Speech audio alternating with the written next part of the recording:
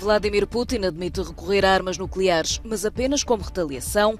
Presidente russo reconhece que o conflito vai ser demorado.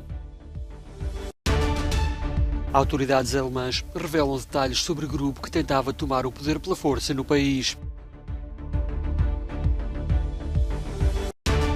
Autoridades iranianas executam o primeiro participante em protestos contra o regime.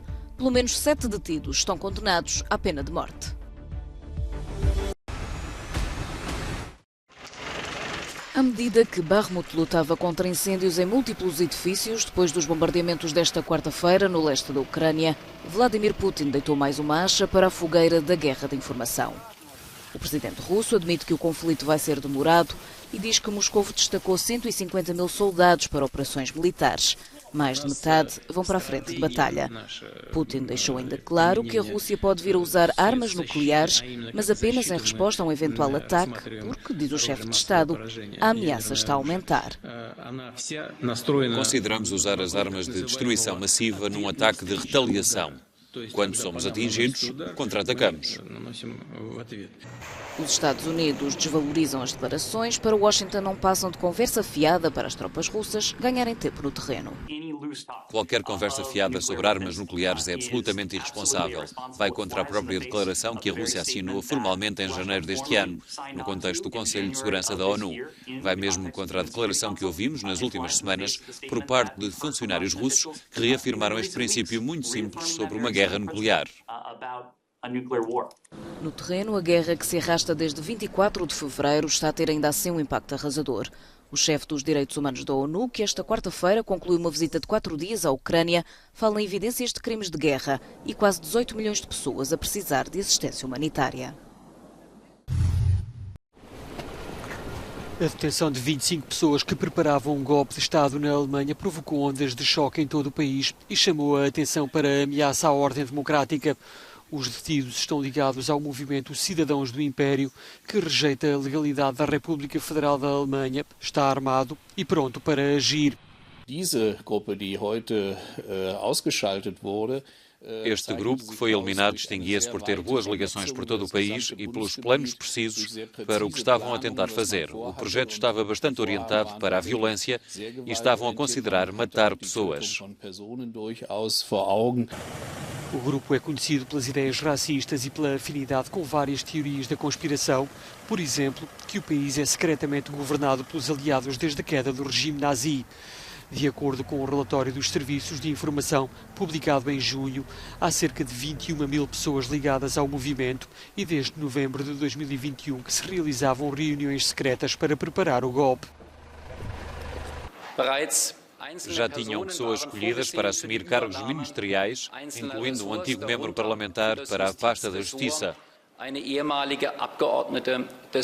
Além deste Conselho para planear um novo Estado, uma nova estrutura estatal, e existe também, tanto quanto sabemos, um braço militar.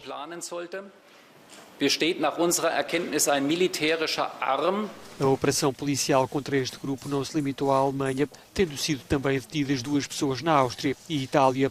Apesar do sucesso da operação, nem por isso a ameaça desapareceu. O grupo foi descoberto por acaso, na sequência de uma investigação a outro grupo dentro do movimento Cidadãos do Império, que planeavam o rapto do ministro do Interior. As autoridades iranianas executaram o primeiro manifestante detido durante os recentes protestos no país.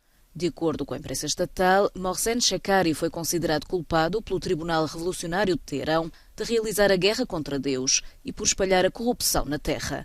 2 acusações consideradas delitos contra o Islão e a segurança pública nacional. O Irão já condenou pelo menos 7 pessoas à morte por terem participado nos protestos que abalam o país desde 16 de setembro após a morte de Mahsa Amini. Outros detidos enfrentam também uma possível pena de morte pelo envolvimento nas manifestações, que começaram como um protesto contra a polícia da moralidade e se expandiram para um dos mais sérios desafios à teocracia iraniana desde a Revolução Islâmica de 1979. Dina Boluarte é a mulher que irá tentar retirar o Peru da grave crise política em que o país se encontra mergulhado. A nova presidente, sem filiação partidária, apelou à união de todas as forças políticas e indicou como prioridade a luta contra as estruturas corrompidas por máfias no interior do Estado. Boluarte sucede a Pedro Castilho, destituído esta quarta-feira após ter anunciado na televisão a dissolução do Congresso e a instauração de um governo de exceção. Tentava desta forma impedir uma moção de censura, a terceira em 18 meses.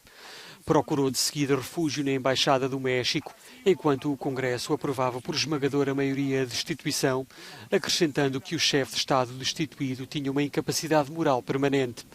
Castilho acabou detido pela própria escolta, acusado de rebelião. Enfrenta ainda vários processos onde é acusado de corrupção e de liderar uma organização criminosa para enriquecer através de licitações fraudulentas de obras públicas. Encontra no mesmo estabelecimento prisional outro antigo presidente, Alberto Fujimori, que também ele promoveu um golpe de Estado para se perpetuar no poder em 1992.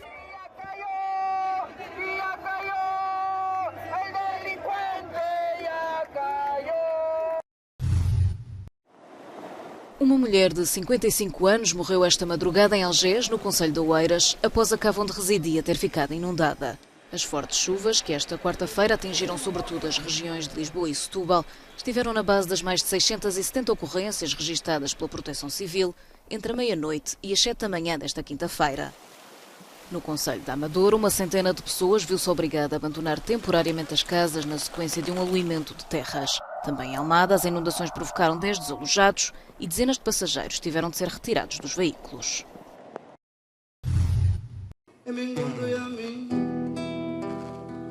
Segundo dia de trabalhos em Luanda, no âmbito da Cimeira da Organização dos Estados de África, Caraíbas e Pacífico, que reunirá chefes de Estado na próxima sexta-feira e sábado na capital angolana.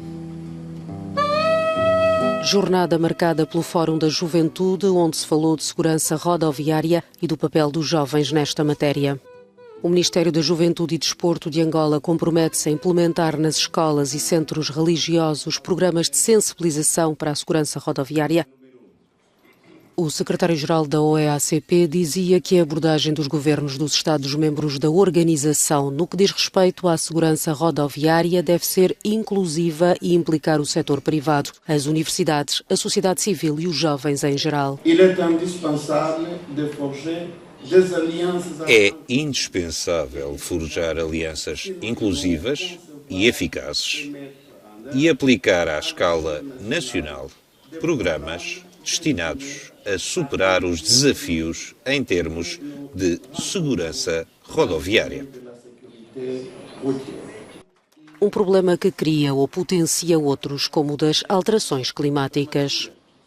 Eu acredito que, concernente às questões rodoviárias, tem havido muitos acidentes e isso, de certa forma, tem prejudicado, a poluição, tem aumentado na poluição, porque são carcaças que temos encontrado na rua em lugares inadequados cá em Angola, principalmente cá em Luanda. O governo de Angola compromete-se a criar um programa de consciencialização dos jovens para as alterações climáticas. O objetivo é minimizá-las e controlá-las.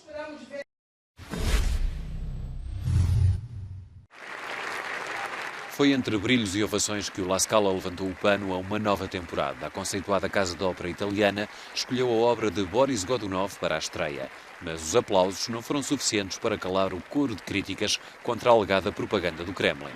Mas para quem assistiu, a cultura não deve ser contaminada pela guerra na Ucrânia. Os ucranianos são pessoas fantásticas, bravas e corajosas e nós apoiamos-los com o que for necessário e pelo tempo que for preciso. Penso que não devemos permitir que Putin destrua a cultura.